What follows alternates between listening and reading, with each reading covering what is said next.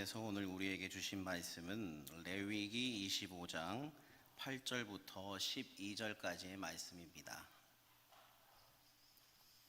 구약성경 185면에 있는 레위기 25장 8절부터 12절까지의 말씀을 저와 여러분이 교독하시고 마지막 12절은 합독하여 보도록 하겠습니다.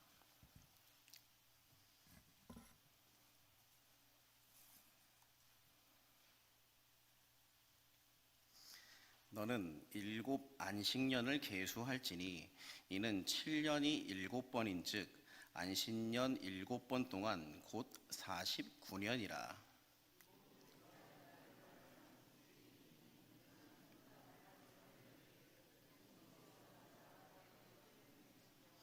너희는 50년째를 제 해를 거룩하게 하여 그 땅에 있는 모든 주민을 위하여 자유를 공포하라.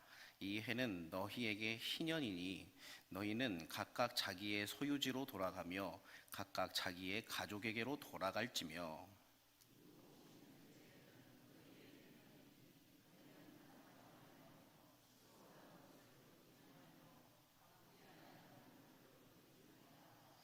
이는 희년이니 너희에게 거룩함이니라.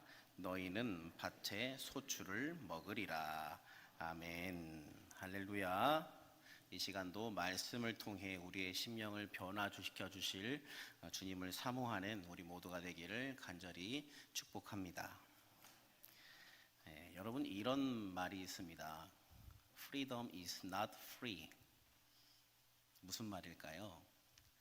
자유는 공짜가 아니다. 자유는 거저 주어지지 않는다라는 그런 말입니다. 자, 그렇다면 이 말이 왜 있을까요?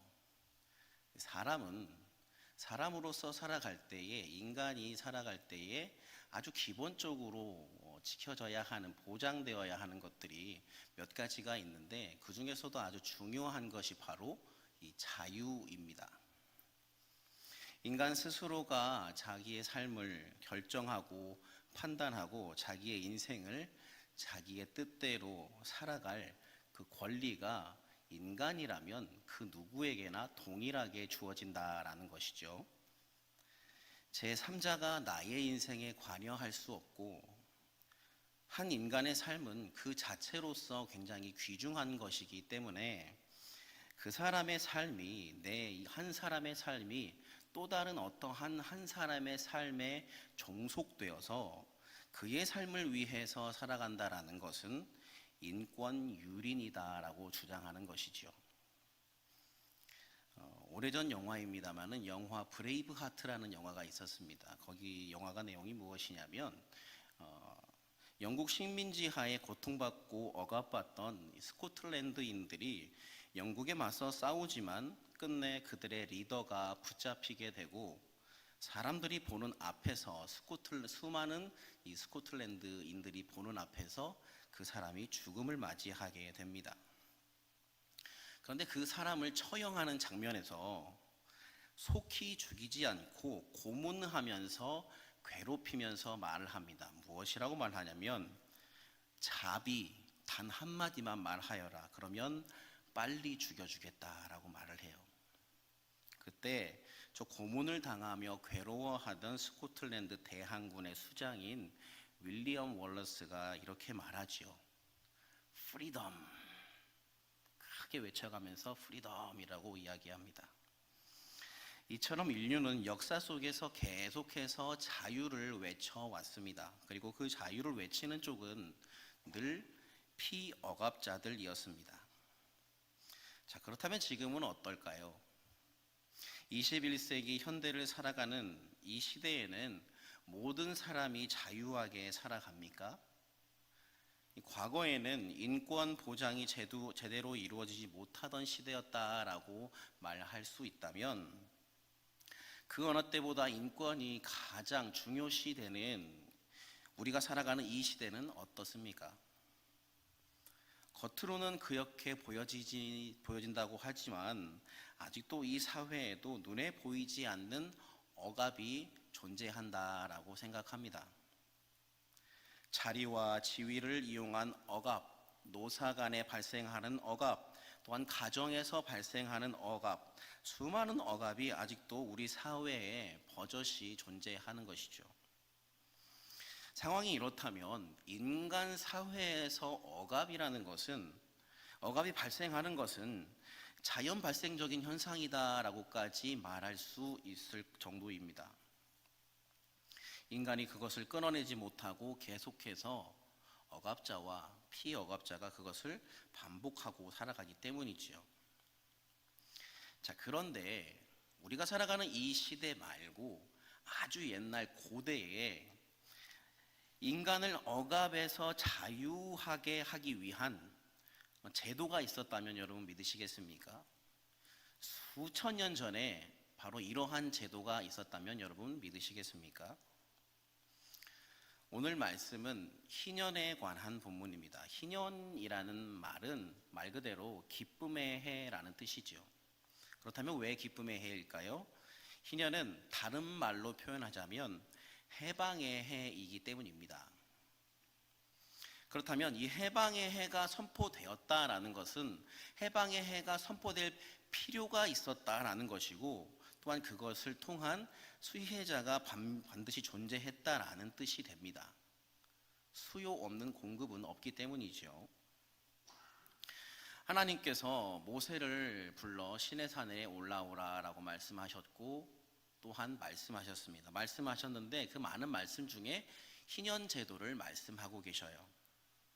왜냐하면 이스라엘 사람들에게 그러한 희년 제도가 필요했기 때문입니다. 그런데 이 당시에 노예는 사람에 속할까요? 속하지 못했을까요? 사람이 아니었지요. 그 노예 주인의 재산 혹은 물건으로 취급당했습니다. 그러기에 인권은 노예에게는 적용되지 않는 개념이었던 것이죠. 노예는 인간 취급도 받지 못하는 존재였지만 하나님께서 노예들을 위한 이 희년을 선포하심으로써 그들의 회복을 명령하고 계시는 거예요. 안식년을 7번 계수하라 라고 말씀하세요. 그리고 이것이 곧 7년이 7번인 즉 곧 49년을 계수하라 라고 말씀하십니다. 자, 그러고 나서 49년이 지나 50년이 되는 해가 되면 무엇을 하는가? 오늘 말씀 본문의 10절 말씀을 다 같이 한번 읽어 주시기 바랍니다. 너희는 50년째 해를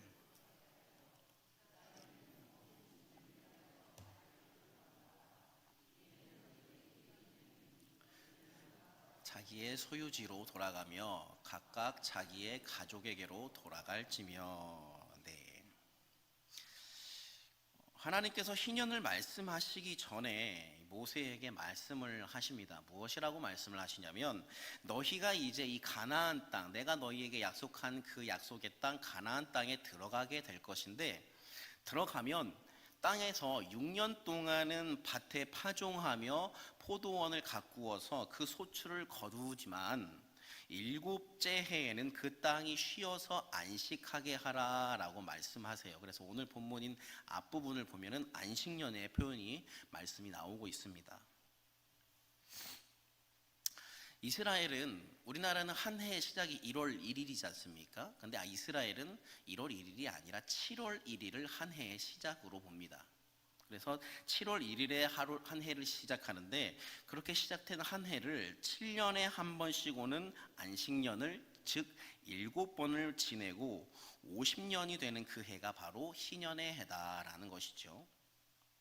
희년이 되면 모든 것이 자유를 얻습니다. 종이 되었던 신분에서도 벗어나서 가족의 품으로 되돌아갈 수 있게 됩니다. 뿐만 아니라 땅 또한 그동안 계속해서 땅의 입장에서 일굼을 당했던 이 땅의 입장에서도 쉼을 얻게 되는 것이죠. 자, 그런데 이 희년법은 이 현대를 살아가는 우리들의 사고방식으로는 바라볼 때 굉장히 불합리한 법입니다. 낙원에서나 가능한 법으로 보여요. 왜냐하면 예를 들어서 어떤 사람이 여유가 있어서 합법적으로 필요에 따라 가난해진 사람의 이 사람의 집을 필요에 따라 합법적으로 샀는데, 이 집을 샀는데 50년이 지났다고 해서 이 사람에게 다시 집을 돌려주어라 라고 한다면 그 누구도 이 사실을 쉽게 받아들이기 어려울 겁니다. 또한 게으름과 불성실함 때문에 가난해진 사람에게도 무조건적으로 50년이 지난 뒤에는 그 땅을 돌려주어라 라고 말한다면 이 역시 받아들이기 어렵겠죠. 그런데 바로 이것이 성경의 요구예요. 땅을 돌려주고 신분을 회복시키는 데에는 어떠한 요구도 또 어떠한 조건도 붙지 않습니다. 우리는 이러한 하나님의 명령을 이해하기 위해서 성경이 땅에 대해서 가지고 있는 기본적인 사상을 좀 알 필요가 있습니다. 그것은 땅은 사람의 것이 아니라 본래 하나님이 주인이다라는 사실입니다. 레위기 25장 23절 말씀을 우리 함께 같이 읽도록 하겠습니다. 시작. 토지를 영구히 팔지 말 것은 토지는 다 내 것임이니라. 너희는 거류민이요 동거하는 자로서 나와 함께 있느니라. 아멘. 사랑하는 여러분, 온 세상의 주인은 하나님이신 것을 믿으시기 바랍니다. 땅에서 발을 딛고 살아가는 우리 인간이라는 존재는 이 땅의 주인인 것 같지만 나의 삶을 다하는 동안, 살아가는 동안 잠시 이 땅을 빌려서 사용하는 존재일 뿐이에요. 자, 그런데 이 실제로 레위기 신년법에 나타나는 이스라엘의 땅에 대한 이 사상 때문에 죽임을 당한 사람에 대한 이야기가 열왕기상 21장에 등장합니다. 이 이야기가 바로 나봇의 포도원 사건입니다. 기원전 9세기에 북이스라엘이라는 나라에 아합이라는 임금이 있었습니다. 정치적으로는 강력한 왕조를 구축했지만 종교적으로는 매우 타락했습니다. 이 왕궁 앞에 경치 좋은 포도원이 있었는데 그 포도원의 주인이 나봇이라는 사람이었어요. 이 아합 왕과 그의 아내인 이 아내 이세벨은 이 포도원을 왕실의 정원으로 만들고 싶었습니다. 그래서 그들은 나봇에게 자신들에게 이 포도원을 주면 내가 더 큰 포도원을 줄게, 아니면 내가 당신의 그 아름다운 포도원을 내가 돈을 주고 사겠다라고 말을 했어요. 그런데 이 레위기에 나오는 이스라엘의 토지법에 따르면 땅은 결코 사고 팔 수 없는 것이지 않습니까? 이방에서 온 이 이세벨, 이 여왕 이세벨은 자신이 가지고 있는 권력으로 그 땅을 빼앗겠다라는 것도 아니고 내가 돈을 주고 살게라고도 하는데 팔지 않는 나봇을 도저히 이해하지 못합니다.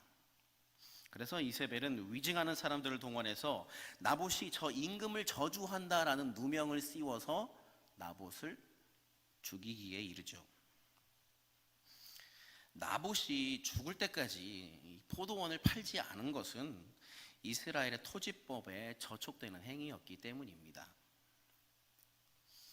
자, 그렇다면 하나님께서 희년을 명령하시는 이유가 무엇일까요?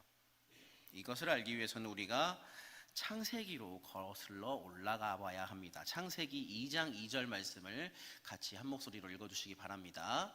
하나님이 그가 하시던 일을 일곱째 날에 마치시니 그가 하시던 모든 일을 그치고 일곱째 날에 안식하시니라. 아멘. 하나님이 이 땅을 창조하시고 일곱째 날에 모든 것을 마치셨죠. 그리고서 하나님 일곱째 날에 안식하셨다라고 성경은 말합니다. 자, 그런데 여러분, 하나님이 쉼이 필요하신 분입니까? 쉼은 필요치 않으신 분입니까? 하나님에게 있어서 쉼은 필요하지 않은 것이죠.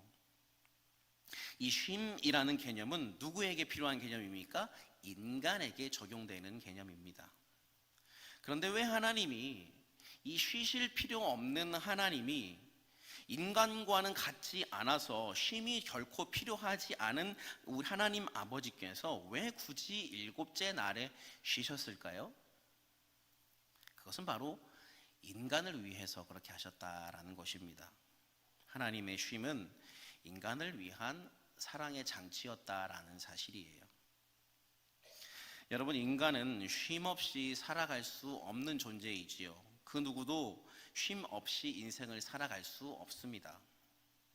혹시 모릅니다. 에덴 동산에서 살던 아담과 하와 같은 그런 존재들은 쉬지 않아도 괜찮을지 모르겠지만, 이 죄악으로 인하여서 에덴 동산에서 추방된 아담과 하와, 그리고 그 죄의 속성을 그대로 가지고 태어나는 이 존재인 인간이라는 존재는 쉬어야만 그 다음 날에도 일을 할 수 있는 존재인 것이죠. 쉬지 않고 계속 일을 하게 되면 건강을 해치게 되어 있습니다. 쉬실 필요 없으신 완전하신 하나님께서 쉬심으로 말미암아 우리 인간에게도 내가 세상을 창조하고 안식하였던 것처럼 너희 인간도 안식하여라 라고 말씀하시는 것이죠. 자, 그런데 안식을 하는데 어떻게 안식해야 합니까? 세상 사람들은 흥청망청 부어라 마셔라 그렇게 하면서 쉼의 시간을 보냅니다. 하지만 우리 인간이라는 존재는 하나님 안에서 쉴 때만 참된 안식을 얻을 수 있는 것임을 믿으시기 바랍니다. 하나님은 이 쉼의 제도를 통해서 인간이 쉬도록 만드셨고, 인간은 하나님이 허락하신 이 쉼을 통해 휴식을 얻을 수 있고 체력을 회복할 수 있고 나아가 다시 나아갈 힘과 용기를 얻을 수 있는 것이지요. 또한 하나님은 이 신년을 말씀하시면서 인간이 회복되어서 돌아가는 것, 그것뿐만 아니라 땅도 쉬어야 한다라고 제가 말씀을 드렸습니다.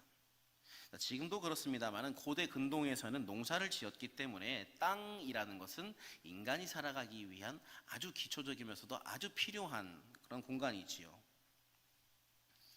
땅 없이 살아갈 수 없습니다. 땅에서 모든 것을 얻고 땅에서 또한 쉼을 얻으며 땅에서 모든 것을 공급받습니다. 하지만 이 땅이 쉬지 못한다면 아무리 인간이 땀을 내어서 땅을 일군다고 하여도 땅이 인간에게 좋은 수확물을 선사하지 못하게 됩니다. 그래서 하나님이 명령하시는 이 쉼은 두 가지 의미가 있다라는 것입니다. 바로 인간의 쉼 그리고 땅의 쉼입니다. 자, 그런데 여러분 한번 생각해 보시기 바랍니다. 인간이 어디에서 왔습니까? 땅에서 왔지요. 땅의 흙으로 하나님이 인간을 빚으셨어요. 그래서 하나님께서 인간에게 명령하시는 인간의 쉼, 땅의 쉼은 단순히 시간이 되었기 때문에 쉬라는 것이 아니라 그 쉼을 통해서 하나님께서 제공하시는 영적 회복을 명령하시는 것임을 믿으시기 바랍니다. 그러니까 희년은 표면적으로 인간의 회복, 땅의 회복을 하나님께서 명령하고 있지만 결국 그것은 인간의 영적인 회복을 명령하고 계신다라는 사실이에요. 하나님 안에서의 회복은 육적 회복, 영적 회복이 동시에 일어나는 것인 줄 믿으시기 바랍니다. 자, 사랑하는 여러분, 여러분은 일주일의 삶 가운데서 얼마나 회복을 누리고 계십니까? 하나님의 회복 안에서 쉼을 누리고 계십니까? 사실 많은 현대인들이 잘 쉬지 못합니다. 너무 많이 일을 하는 것에 익숙해져서 그럴까요? 쉬는 시간이 되면 어떻게 해야 될지를 잘 모릅니다. 쉰다라는 것은 어떻게 보면 이 움직임을 최소화하는 것인데, 쉬는 날이 되면 이 현대인들은 가만히 있지 않지요. 산으로 들로 장거리 이동을 합니다. 아빠들은 운전하느라 피곤하고 엄마들은 아이들 챙기랴 음식 챙기랴 피곤합니다. 그래서 갔다 와서 하는 말이 아직 여행의 여독이 안 풀려서 피곤하다 이야기하죠. 쉬기 위해서 휴가를 가는데 여행을 갔다 와서 피곤하다. 조금 앞뒤가 안 맞는 말이 아닌가 생각해 봅니다. 또한 이 시대의 사람들은, 예수 그리스도를 모르는 사람들은 이 쉼이라는 개념을 쾌락 충전으로 귀결시켜요. 하나님의 창조 질서를 따라 창조된 인간은 하나님 안으로 되돌아올 때만이 참된 안식을 얻을 텐데 온갖 쾌락으로 자신을 오염시켜요. 쉬는 날에는 마셔야 한다며 과음합니다. 온갖 유흥으로 시간을 보냅니다. 하지만 여러분, 안식은 예수 안에서 쉼을 얻는 것이지 인간의 자극을 따라서 본능을 따라 살아가는 것이 아님을 믿으시기 바랍니다. 또한 영적인 쉼을 얻지 못하는 이들이 참된 쉼을 위해 예수를 알지 못하다 보니까 무당을 찾아요. 이 무한 경쟁 시대에서 자기 자신의 미래가 어떻게 펼쳐질지 알지 못하고 불안하기 때문에 이름난 유명하다는 용하다는 동자와 선녀를 그렇게도 찾아다닙니다. 그러면 그 점집에 동자나 선녀가 찾아가서 그 자신이 내가 누구인지 말하기도 전에 자신에 대해서 막 맞추기 시작하면 이제 그때부터 현혹이 되는 거죠. 그리고서 많은 재물을 바치고 나의 영혼을 살리지도 못하는 곳에 시간과 물질을 쏟는다라는 점입니다. 사랑하는 여러분, 우리 주님 안에서만 참된 안식이 있습니다. 다른 곳은 없어요. 헛된 곳에서 아무리 찾아봤자 헛수고일 뿐입니다. 그런데 사람들이 그곳에 가면, 이 사람이 말하는 그곳에 가면 안식이 있을 줄 착각한다라는 거예요. 또 저 사람이 말하는 그곳에 가면 내가 안식을 얻게 될 것으로 여기며 살아간다라는 거예요. 이들이 이런 행동을 왜 합니까? 예수를 알지 못하기 때문에. 예수를 알지 못하기 때문에 그렇습니다. 예수님을 알고 예수님 안에 거한다면 우리는 예수로만 안식을 얻으려 하며 예수로만 살아가려 할 것입니다. 그러나 예수를 알지 못한다면 헛된 것으로 나의 인생과 영혼을 망가뜨리게 된다라는 거예요. 자, 그리고 나아가 이 희년 사상은 단지 레위기와 구약에만 국한되지 않는다라는 점을 우리가 알아야 합니다. 예수님의 첫 설교가 바로 희년이었습니다. 누가복음 4장 16절부터 19절까지의 말씀을 조금 길지만 함께 읽어주시기 바랍니다. 누가복음 4장 16절부터 19절 말씀입니다. 같이 읽겠습니다. 시작. 예수께서 그 자라나신 곳 나사렛에 이르사 안식일에 늘 하시던 대로 회당에 들어가사 성경을 읽으려고 서심해 선지자 이사야의 글을 들이거늘 책을 펴서 이렇게 기록된 데를 찾으시니 곧 주의 성령이 내게 임하셨으니 이는 가난한 자에게 복을 전하게 하시려고 내게 기름을 부으시고 나를 보내사 포로된 자에게 자유를 눈먼 자에게 다시 보게 함을 전파하며 눌린 자를 자유롭게 하고 주의 은혜의 해를 전파하게 하려 하심이라 하였더라. 아멘. 누가복음에서 예수님은 가난한 자에게 자유를, 억눌린 사람에게 해방을 선포하셨어요. 이것은 이사야 61장 말씀을 직접적으로 예수님께서 인용하신 것인데 이 이사야 61장 역시 레위기 25장의 희년사상에 기초하고 있습니다. 누가복음이 그리는 예수님이 가난한 사람과 소외된 사람을 해방시키는 사역 전체를 바로 희년사역이다라고 볼 수 있는 것이지요. 눌린 사람, 억압 속에 있는 사람에게 참된 쉼을 주기 위해서 예수님은 이 땅에 오셨고 또 그렇게 살아가셨고 또 그렇게 죽으셨습니다. 하나님께서 모세를 통해 이스라엘에게 희년을 선포하셨습니다.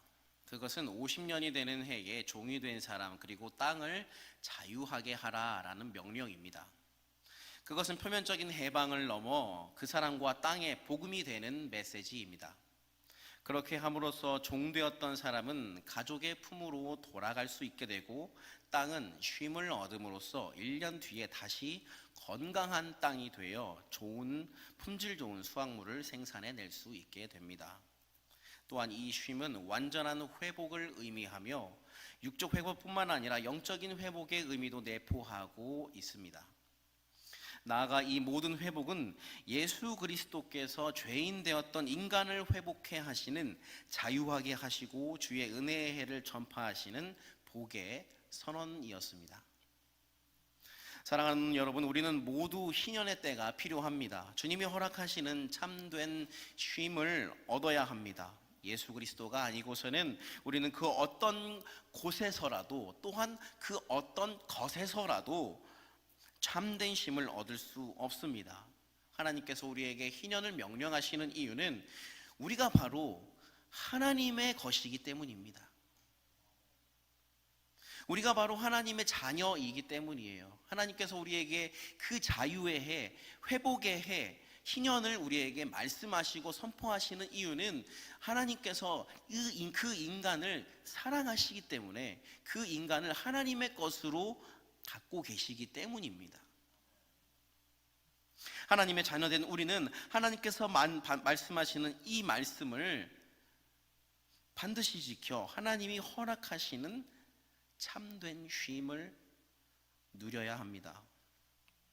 이 명령을 지키지 않고 쉴 때 쉬지 않으면 우리는 망가질 수밖에 없습니다.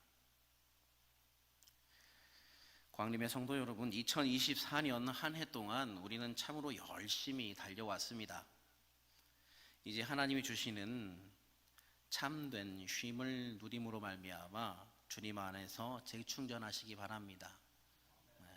제가 여러분에게 쉬라라고 말씀을 드렸다고 해서 아무것도 하지 말라는 말씀이 아니라 주님의 말씀 가운데 머무시라라는 말씀입니다. 하나님의 말씀은 나를 살리고 내 발의 등이 되는 줄 믿습니다. 그렇게 재충전하여 2025년도 주님이 기뻐하시는 길로 걸어가게 되는 우리 모두가 되기를 예수 그리스도의 이름으로 간절히 축복합니다. 기도하겠습니다. 살아계신 아버지 하나님, 아버지 하나님은 우리를 하나님의 것으로 삼으셨기에 우리에게 회복의 해, 해방의 해, 희년을 선포하고 계신 줄로 믿습니다. 살아계신 아버지 하나님, 우리가 인생 살아가면서 사람들이 좋다라고 말하는 여러 가지 모양으로 나의 영혼을 회복시키기 위해, 나의 삶을 회복시키기 위해 여러 가지 모양으로 찾아다녀 보았지만 아버지, 그것으로는 결코 나의 영혼을 쉬게 할 수 없음을 우리는 알게 되었습니다. 오직 예수 그리스도 안에 있을 때에만이 우리는 참된 쉼을 얻을 수 있고, 나를 살리는 주님의 그 말씀 가운데 머물 때에만이 우리는 주님께서 허락하시는 참된 쉼을 얻을 수 있는 줄 믿습니다. 아버지, 우리 광림교회가 2024년 한 해 동안 주님의 아름다운 뜻을 위하여 열심히 달려왔으니 이제 다시금 주님의 말씀의 회복의 힘으로 말미암아 우리 모두가 회복하고 나아가 아버지 내년에도 열심히 주님의 일을 잘 감당하는 충실한 믿음의 종들 다 될 수 있도록 인도하여 주시옵소서. 감사를 드리며 살아계신 예수 그리스도의 이름으로 기도합니다. 아멘.